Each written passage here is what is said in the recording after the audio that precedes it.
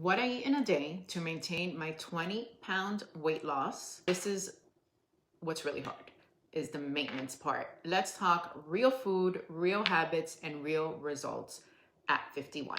Because here's the truth, losing the weight is one thing, but maintaining it, that's a whole different journey.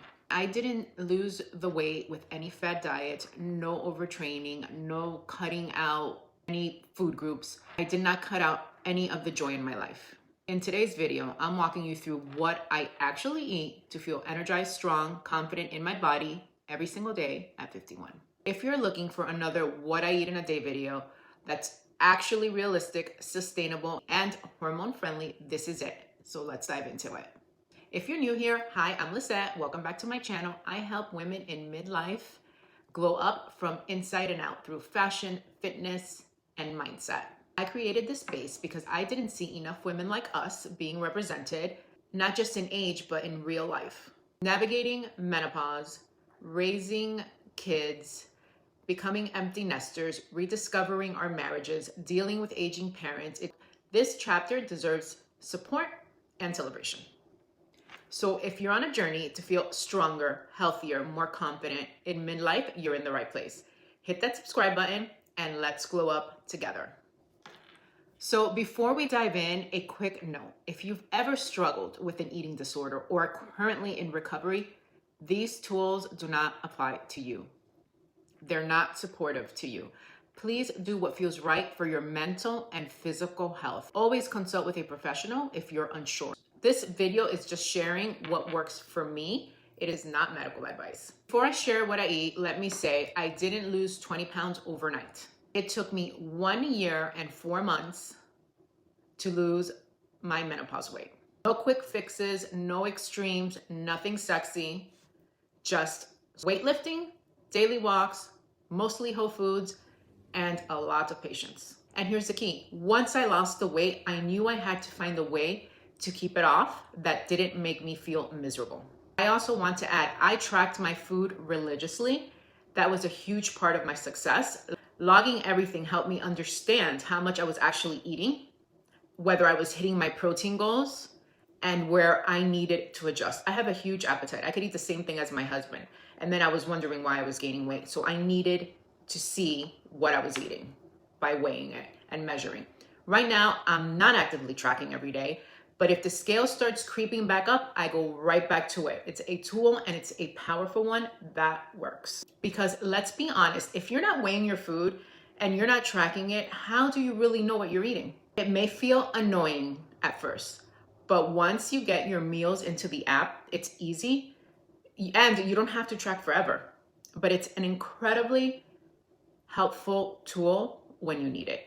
It is so eye-opening. When you start tracking and you realize what 4 ounces of chicken looks like and what a tablespoon of almond butter looks like, I challenge you to try.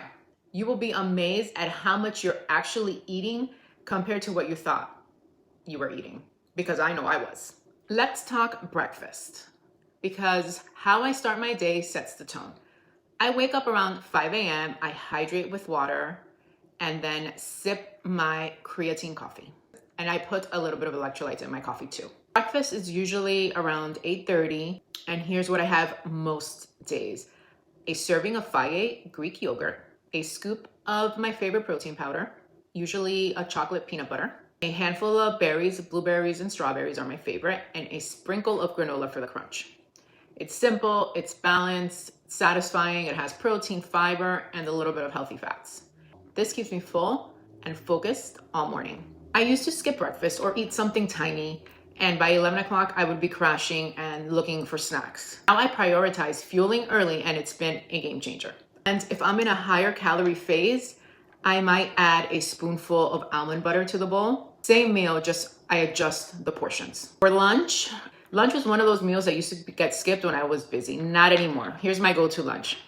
Egg whites with sauteed veggies, like mushrooms and spinach, gluten-free toast, topped with avocado, a sprinkle of goat cheese or feta, and then I usually finish off with a small yogurt for something sweet. This is light, high in protein, and keeps me energized for the afternoon. It's also fast to make. I can throw it together in under 10 minutes. And again, when I used to skip lunch, I end up snacking later in the day. This meal helps me stay on track. And if I'm in maintenance or if I'm consuming more calories, I'll add more avocado to the toast, or I'll add in a whole egg, depending what my calories are. That's how I adjust the meals. For dinner, simple. I'm not a chef. I keep everything very simple and basic. I usually don't share it because it's so boring. But dinner is usually a light meal, but still full of nourishment. Tonight's dinner is one of my staples: grilled chicken thighs, a big serving of cauliflower rice with a side of arugula drizzled with olive oil and sea salt. It's flavorful, satisfying, and easy to digest before bed. I always end the day with a little treat, a little bit of Lily's dark chocolate. I end most of my days this way. Now, here's an important note. Whether I'm in a calorie deficit or I'm in maintenance, my food stays the same. What changes is my portion size. If I have more calories to work with, I might add almond butter to my yogurt, use more avocado on my toast, or add a whole egg. And for dinner, I'll eat a bigger portion of chicken. This makes things so much easier and sustainable. So this isn't about perfection. It's about consistency and being aware of what you're putting in your body. And one of the biggest tools I use to stay on track is I weigh myself every single day, no matter what. Not to obsess, not to judge, but to be aware. I don't want to wait until my pants are too tight to realize that I'm slipping. It's too hard to lose that much weight. I know my body. I know the scale jumps after a heavy leg day. It goes up. Salty meals or late night dinner, if we go out for date night, it'll spike. And none of that freaks me out anymore because I understand my patterns because I've been weighing myself for so long. If I didn't weigh myself daily, I wouldn't recognize these patterns. Let's say I haven't weighed myself in 2 or 3 weeks, and then I suddenly decided to check in after a really heavy leg day, and I always hold a lot of inflammation. That spike would probably leave me, I know it would leave me feeling very discouraged if in my head I thought I was doing all the right things. But because I weigh myself consistently, I expect those fluctuations. I know when it's inflammation, I know when it's sodium, and I know when it's time to dial things in. If you weigh yourself occasionally, it's really easy to misread the data, when in reality, you just weighed yourself the wrong time or the wrong day. I usually give myself a 5-pound buffer. If I see that I'm creeping up again, I will pull back and I'll start tracking again before it becomes a problem. Losing 3-4 pounds is way easier than losing 20. And yes, that means for me, I go back to weighing my food and logging it and using MyFitnessPal because it works. It does. When you're not tracking, you're not weighing, it is so easy to get off course without even realizing it.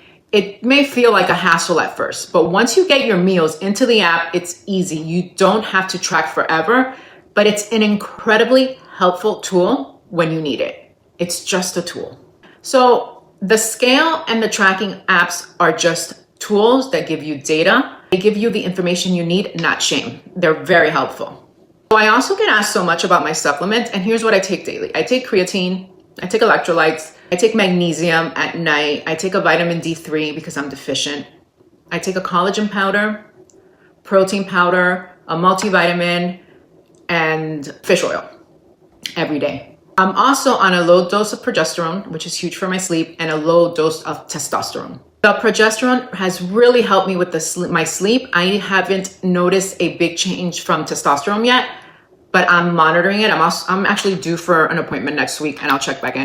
I want to add, very important, I lost the 20 pounds before I started the hormones. So while the hormones have been so helpful and make me feel so much better, they did not cause the weight loss. I started after. If you're in your 40s or 50s or 60s and feeling stuck, please hear this.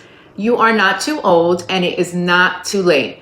I lost my 20 pounds in my 50s by being consistent, patient, not perfect. I built habits. I tracked my foods. I lifted weights. I walked. I stayed patient. Nothing sexy about it, but those are the things that actually work. And I gave myself grace. You don't need to do it all at once. Start with one habit and then build on it. Take care of your body, eat with intention, move with love, rest when needed. Show up for yourself. You deserve it.